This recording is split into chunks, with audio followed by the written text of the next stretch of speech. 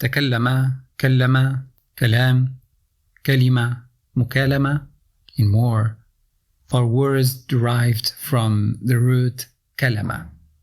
Kaf-Lam-Meem.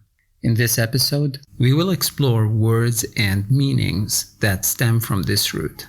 My name is Mohammed Trabilsi, and this is Arabic Word Trees.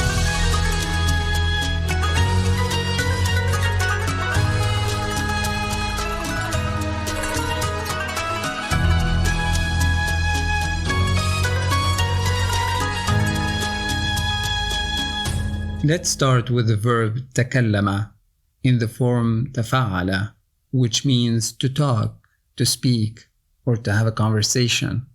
It's an intransitive verb, meaning it doesn't require an object. It may be used to refer to the ability of speaking a language, like in this sentence, أتكلم اللغة العربية. I speak the Arabic language. If you were speaking on the phone and then someone came to ask you what you were doing, you would say, كنت أتكلم على الجوال. I was speaking on the phone. You might have difficulty understanding a person who is talking fast, so you can say, تكلم على مهل. Speak slowly. Let's say you had a conversation with your brother today and you want to talk about that. So you have to conjugate the verb in the past tense and add a prepositional phrase with my brother, as in the following. تكلمت مع أخي اليوم. I had a conversation with my brother today. What if you want to include the topic of the conversation? How would you do that?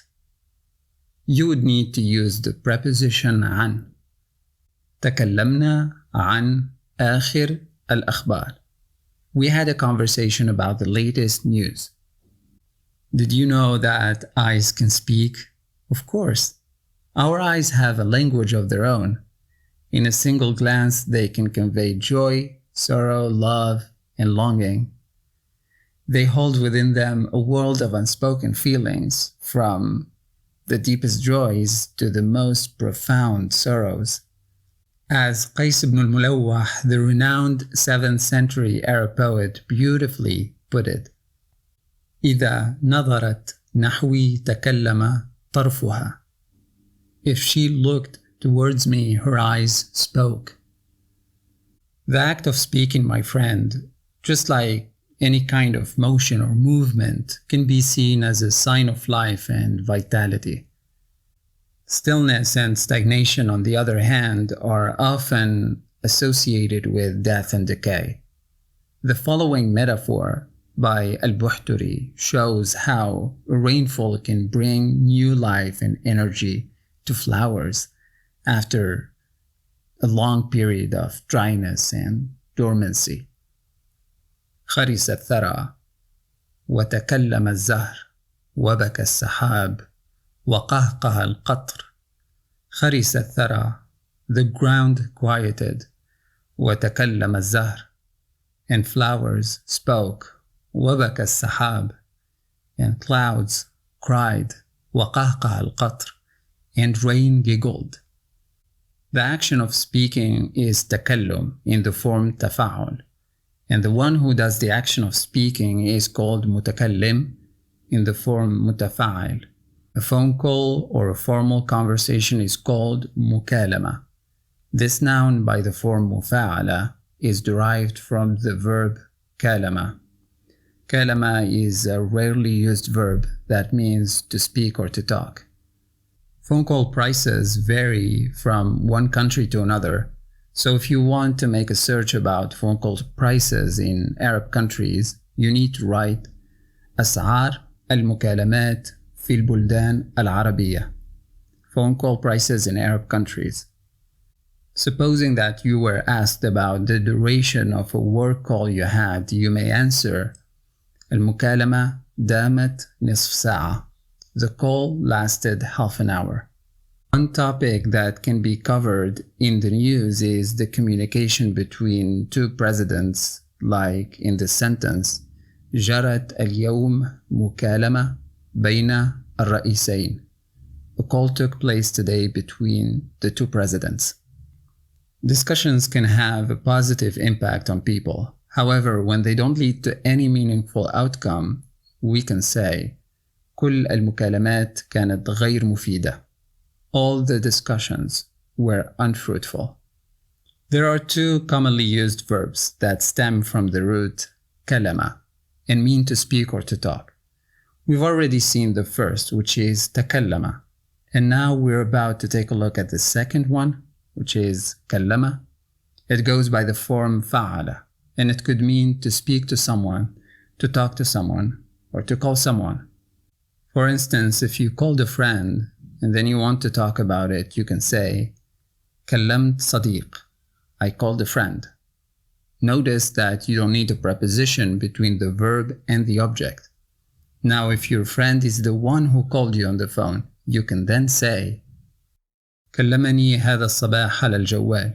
He called me this morning on the phone. And in case you want to ask someone to call you tomorrow, you may say كلمني غدا. Call me tomorrow. You can also describe a repetitive action you do, as in the following sentence. أكلم جدي كل شهر. I call my grandfather every month. If you want to describe the way a person spoke to another one, we may say, for example, كلمه بتكبر. He talked to him in an arrogant way. Speaking is a way of expressing love. Arab lovers, even when they're alone, choose to address their beloved as a way to communicate their feelings, as shown in this poem by Ibrahim Muhammad Ibrahim, who says, أكلمها ولا تدري كأني أكلم في سكون الليل نفسي. أكلمها, I talk to her, ولا تدري, while she's not aware of it, كأني أكلم في سكون الليل نفسي, as if I'm talking in the calm of the night to myself. In a society where men did not have many opportunities to communicate with women, a man in love can celebrate the smallest moments of connection with his beloved, even if it was just a look. As in this verse by Ibn al-Mu'taz, a poet from the Abbasid era, who says, قد كلمت عينه عيني فهنوني.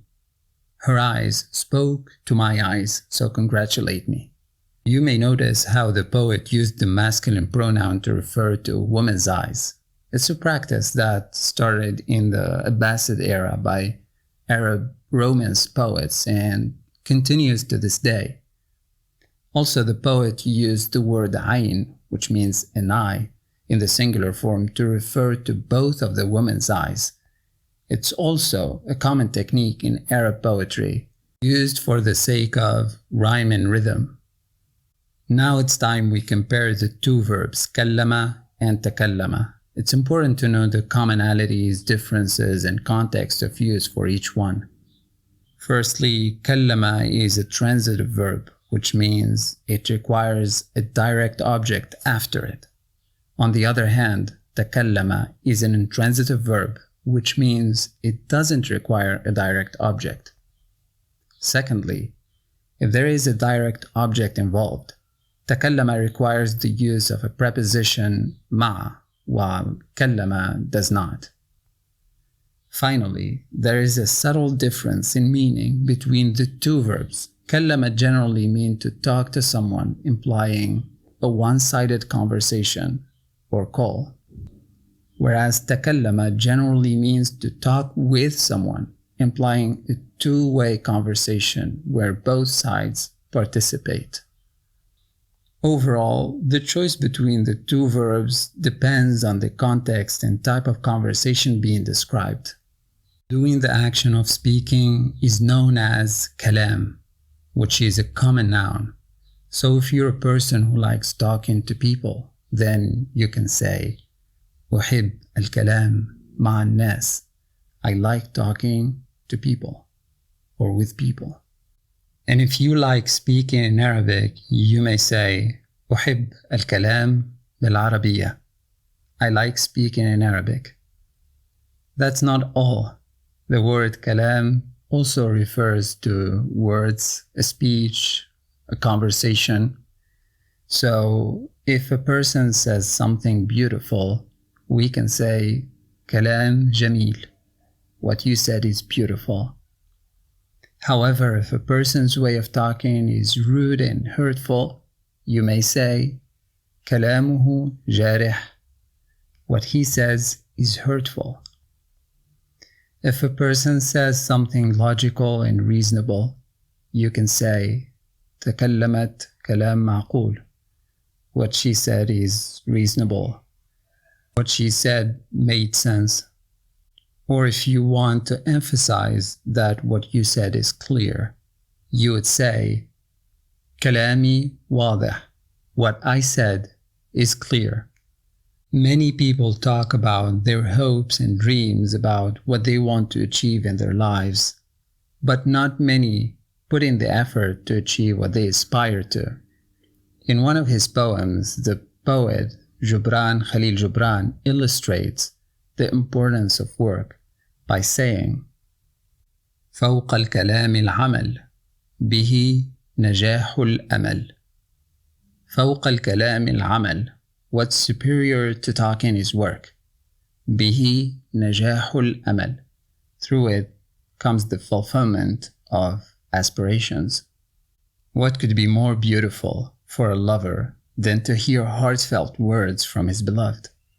As the 8th century poet Bashar ibn Burd put it, لقد عشقت أذني كلاما سمعته. لقد عشقت أذني.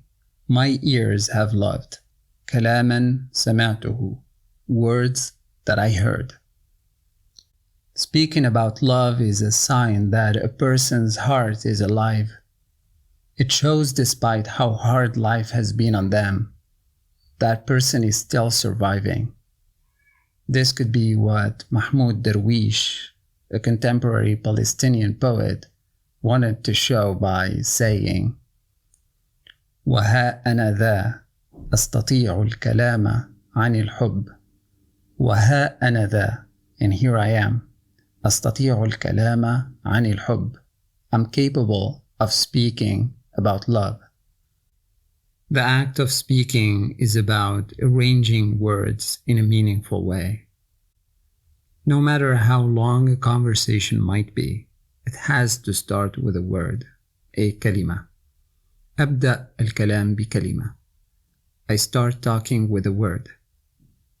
If you want to improve your Arabic level, you have to learn new words. So if you learn a new word, you can say تعلمت كلمة جديدة اليوم. I learned a new word today. A word in Arabic or any other language may have more than one meaning. So you can say about a word هذه الكلمة لها أكثر من معنى. This word has more than one meaning. If you're curious to know the number of words in the Arabic language, you can ask كم عدد الكلمات في اللغة العربية? How many words are there in the Arabic language? If a president or a government official gave a speech, we may say ألقى كلمة بمناسبة عيد الاستقلال. He gave a speech on the occasion of the Independence Day. If a person wrote the lyrics of a song, we can say هي من كتبت كلمات هذه الأغنية. She's the one who wrote the lyrics of this song. And if it's the lyrics of a national anthem that you want to ask about, then you may say من كتب كلمات النشيد الوطني. Who wrote the lyrics of the national anthem? كلمة طيبة, or a good word, is a collocation that reflects an important concept in Arabic culture. كلمة طيبة refers to words that are kindly used towards others, words that could bring benefit to people and don't harm them. It's a collocation which traces can be found in foundational Arabic texts, as in this verse from the Holy Quran. ألم ترى كيف ضرب الله مثلا كلمة طيبة كشجرة طيبة أصلها ثابت وفرعها في السماء. Didn't you see how God compared a good word to a good tree? Its root is firm and its branches are in the sky. When we speak a language, we are constantly trying to connect words with meanings in our minds and vice versa. A poet can even invent a word that fits a meaning that hasn't been expressed before, as in this poem by Mahmoud Darwish, where he says, أعجبته كلمة فتح القاموس لم يعثر عليها. أعجبته كلمة. He liked a word. فتح القاموس. He opened the dictionary. لم يعثر عليها. He didn't find it. What's the best thing that a person can give to someone they love before leaving? Maybe a hug, a kiss, a thoughtful present. Ghada Saman, a contemporary Syrian poet, has another idea. She says, الليلة بحثت عن كلمة صغيرة، كلمة عذبة أخلفها على صدرك بعد أن أرحل عنه. الليلة, tonight, بحثت عن كلمة صغيرة. I looked for a quick word. كلمة عذبة, a beautiful word. أخلفها على صدرك, that I would leave on your chest. بعد أن أرحل عنه, after I leave it. In times of fear, loneliness, and estrangement, some people find felicity and peace in what they read or write. Among those is Nizar Qabbani, who says in one of his poems, ليس هنالك وطن آخر قد آواني إلا الكلمة. ليس هنالك وطن آخر. There is no other home. قد آواني, that sheltered me. إلا الكلمة, except words. That's it. We've uncovered some of the most important words derived from the root Kallama. Keep in mind that learning new words is like meeting new people. You need time to get to know them better. Thank you, and hopefully we will meet again on another family word tree. إلى اللقاء.